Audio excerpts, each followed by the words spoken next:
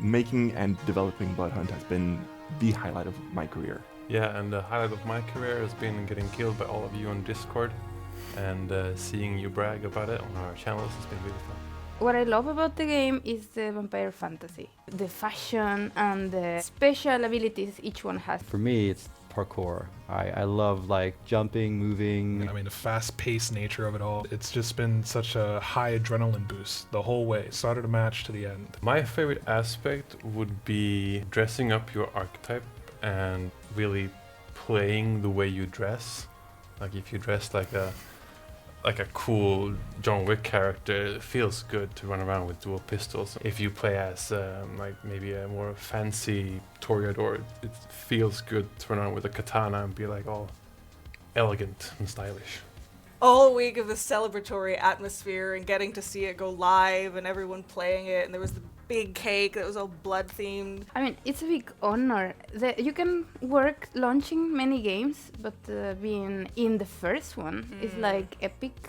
It was what we would say a boring launch. Yeah, exactly. But a boring launch is a good launch because then Exactly. everything works. Exactly. There's nothing exciting that starts going on fire. It's really amazing seeing people react to your game for the first time and having fun the way we had fun like for 3+ years developing it.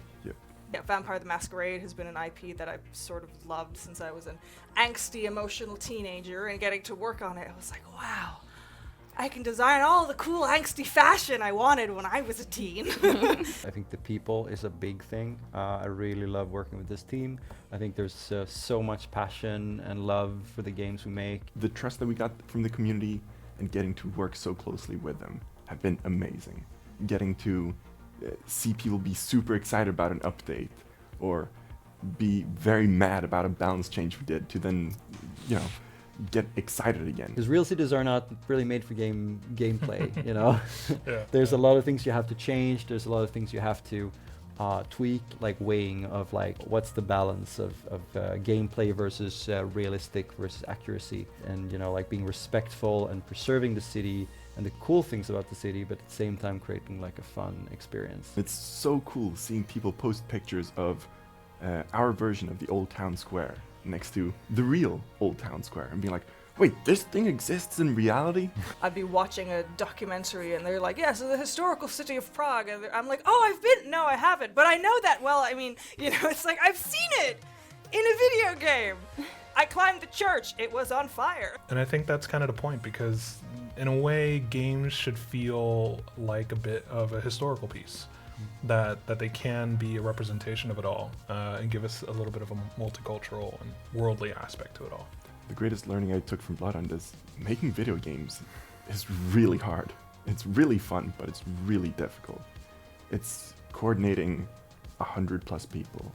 It's making sure everyone's on the same page. I think for me, the biggest challenge we face, or in my team, I think was getting to know our pipelines and workflows while the team was being created. There were a couple of times where it's like, well, this way of maybe working is not going to work so much, so we would sort of try things and move things around. But what I did really like was that everyone was sort of open to that cooperation. The most challenging has been to make the movement work. Since you have this real city with all its detail, we could spend endless of time on this, but just making sure that small things don't stop you. All of these systems have been like a massive iterational journey where you always think that they start off in some way, but then they and a good example of that is talking a lot about how it would be cool to do a sunlight or something, and we actually tried that in a very early version, and it just didn't work at all. It wasn't fun.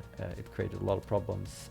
Technically, it was problematic. So Yeah. I think like that's just how game development is. It's a lot of these things you have to try and figure out.